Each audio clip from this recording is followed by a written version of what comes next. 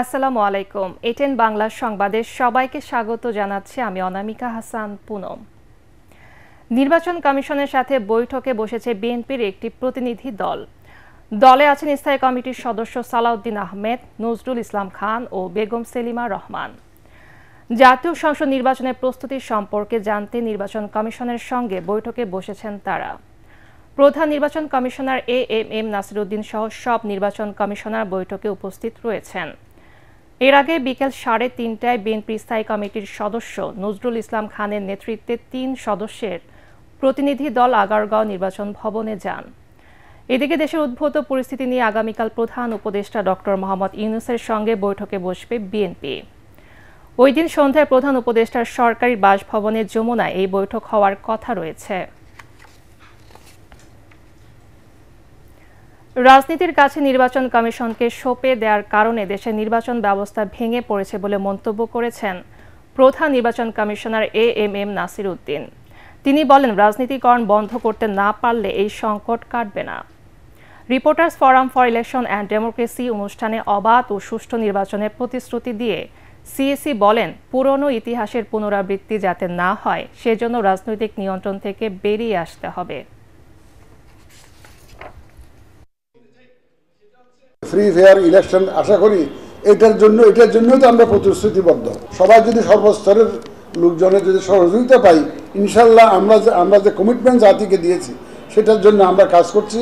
আমরা কোনো রাজনৈতিক দলের পক্ষে বা বিপক্ষে দাঁড়াতে চাই না, আমরা নিরপেক্ষ থাকতে চাই।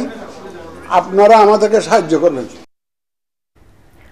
বাংলাদেশ ব্যাংকের সুরক্ষিত লকার বা সেফ ডিপোজিট খুলতে সেখানে অভিযান চালাচ্ছে দুর্নীতি দমন কমিশন দুদক। দুপুর 1:30টা থেকে বাংলাদেশ ব্যাংকের লকারে তল্লাশি চালাচ্ছে দুদকের পরিচালক সাইমুজ্জামানের নেতৃত্বে 8 সদস্যের প্রতিনিধি দল। এসব লকারে কেন্দ্রীয় ব্যাংকের সাবেক ও বর্তমান মিলে 300 কর্মকর্তার অর্থ সম্পদ ও গুরুত্বপূর্ণ দলিল রয়েছে। দুর্নীতির মাধ্যমে অর্জিত অর্থ সম্পদ ও গুরুত্বপূর্ণ দলিল সেখানে থাকতে পারে বলে ধারণা করছেন দুদক কর্মকর্তারা। ঢাকা জেলা প্রশাসনের নির্বাহী ম্যাজিস্ট্রেটের উপস্থিতিতে লকারগুলো খোলা হচ্ছে। জ্ঞাত আয় বহির্ভূত বা আয়ের সঙ্গে অসঙ্গতিপূর্ণ কোনো সম্পদ পাওয়া গেলে সংশ্লিষ্টদের বিষয়ে পরবর্তীতে আরও তদন্ত করে ব্যবস্থা নেওয়া হবে বলে জানিয়েছেন দুদক পরিচালক। এর আগে 26 জানুয়ারি দুদক বাংলাদেশ ব্যাংকের সাবেক ডেপুটি গভর্নর এসকে সুরের লকারে তল্লাশি করে প্রায় 5 কোটি টাকার সম্পদের সন্ধান পায়। সেসব সম্পদ এখন কেন্দ্রীয় ব্যাংকের জিম্মায় রয়েছে।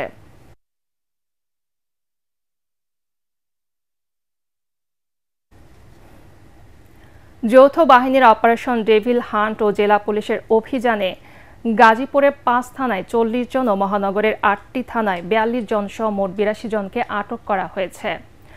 রাতভর অভিযান চালিয়ে তাদের আটক করা হয়। আটক সবাই আওয়ামী লীগ ও অঙ্গ সংগঠনের নেতাকর্মী বলে জানিয়েছেন গাজীপুরের পুলিশ সুপার। লুকিয়ে থাকা সব সন্ত্রাসীকে ধরতে পুলিশ, সেনাবাহিনী, র্যাব সহ আইন শৃঙ্খলা রক্ষাকারী বাহিনীর অভিযান চলবে বলে জানান তিনি। এদিকে অপারেশন ডেভিল হান্টের প্রথম দিনে নোয়াখালীর হাতিয়ায় 7 জন ও রংপুরে 19 জনকে আটক করা হয়েছে। গতরাতে হাতিয়ার বিভিন্ন জায়গায় অভিযান চালিয়ে সাবেক চেয়ারম্যান ও ইউনিয়ন আওয়ামী লীগের সভাপতি সহ 7 জনকে আটক করে যৌথ বাহিনী।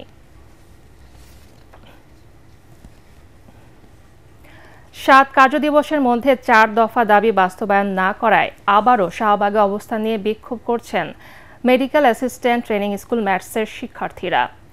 বেলা 11:15টার দিকে কারওয়ান বাজারের এলাকা থেকে মিছিল নিয়ে শাহবাগের দিকে যান শিক্ষার্থীরা। এরপর তারা শাহবাগ থানার সামনে অবস্থান নিয়ে বিক্ষোভ শুরু করেন। শিক্ষার্থীরা বলেন, স্বাধীনতার 53 বছর পরও তারা বিভিন্নভাবে জুলুম ও বৈষম্যের শিকার। বৈষম্যহীন বাংলাদেশ গড়ার প্রত্যয়ে জুলাই বিপ্লব সংগঠিত হলেও ম্যাটস শিক্ষার্থীদের দীর্ঘদিনের বৈষম্যের অবসান হয়নি। শাহবাগে শিক্ষার্থীদের অবস্থান কর্মসূচির কারণে সড়কে যানবাহনের ধীরগতি রয়েছে।